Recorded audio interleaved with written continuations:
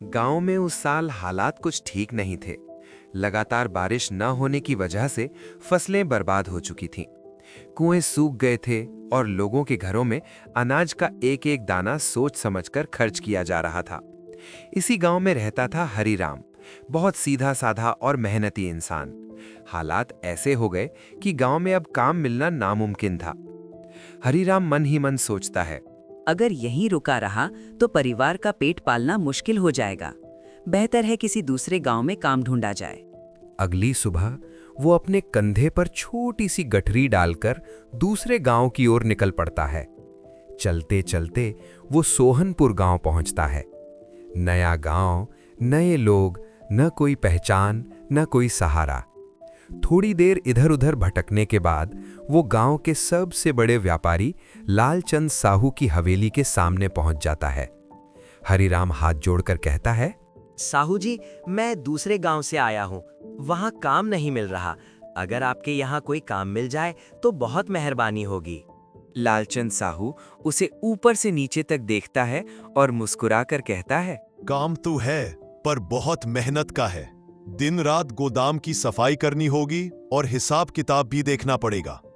तनख्वाह ज्यादा नहीं मिलेगी। हरीराम बिना सोचे कहता है, मालिक, मेहनत से मैं कभी पीछे नहीं हटता। बस पेट भर खाने को मिल जाए।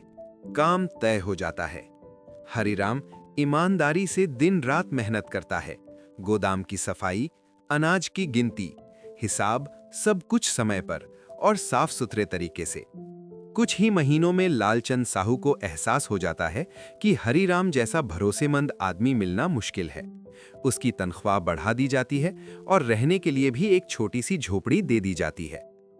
समय बीतता गया। हरीराम ने मेहनत से कुछ पैसे जमा कर लिए। एक दिन वो साहू जी से कहता है, मालिक, गांव में चोरी बहुत बढ़ गई है। मेरे पास जो थोड़े पैसे जमा हुए हैं उन्हें सुरक्षित रखने की चिंता हो रही है। लालचंद साहू थोड़ी देर सोचकर कहता है, गांव में एक ही आदमी है जिस पर सब भरोसा करते हैं, महाजन धनराज। बहुत ईमानदार कहलाते हैं। उनके पास पैसे रखवा दो। हरीराम उसी दिन महाजन धनराज के घर पहुंच जाता है। धनराज बड़ी मीठी आवाज में कहता है, अरे हरीराम, बिल्कुल चिंता मत करो। तुम्हारे पैसे मेरे पास सुरक्षित रहेंगे। हरीराम बिना किसी कागज के अपने 7,000 रुपए धनराज को सौंप देता है। कुछ साल बीत जाते हैं। अब हरीराम खुद का छोटा सा कारोबार शुरू करना चाहता है। वो अपने पैसे वापस लेने धनराज के पास जाता है। धनराज ठंडे स्वर में कहता है, कौन हरीराम, कौन से पैसे? कोई कागज दिखाओ। हरीराम के पैरों तले जमीन खिसक जाती है। वो गिड़गिड़ाता है, पर धनराज उल्टा उसे चोर ठहराकर भगा देता है। टूटा हुआ हरीराम साहू जी के पास पहुंचता है और सारी बात बताता है। लालचंद साहू शांत होकर कहता है, घबराओ मत, लालच हमेशा अपने जाल में खुद फंसता है। अगले दिन साहू जी भारी थैली लेकर धनराज के घर जाते हैं और कहते हैं, मैं बाहर व्यापार के लिए जा रहा हूं। ये 50,000 रुपए हैं। क्या आप कुछ महीनों के लिए संभाल सकते हैं? धनराज की आंखें चमक उठती हैं। वो तुरंत हां कर देता है। उसी समय हरीराम वहां आ जाता है।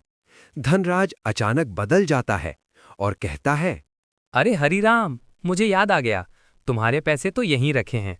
वो तुरंत हरीराम को पूरे 7,000 रुपए लौटा देता है। इतने में साहू जी का नौकर आकर कहता है, मालिक, बाहर जाने की जरूरत नहीं है। व्यापारी खुद यहाँ आ रहे हैं। साहू जी मुस्कुराकर अपनी थैली वापस ले लेते हैं और वहां से चले जाते हैं। धनराज खड़ा का खड़ा रह जाता है। लालच में आया, लेकिन हाथ कुछ भी नहीं लगा। हरीराम आंखों में आंसू लेकर साहू जी के पैर छूता है। लालचंद साहू कहते हैं, याद रखना हरीराम, मेहनत और ईमानदारी से कमाया पैसा देर से सही, लेकिन वापस जरूर मिलता है। और लालच से कमाया गया धन कभी टिकता नहीं।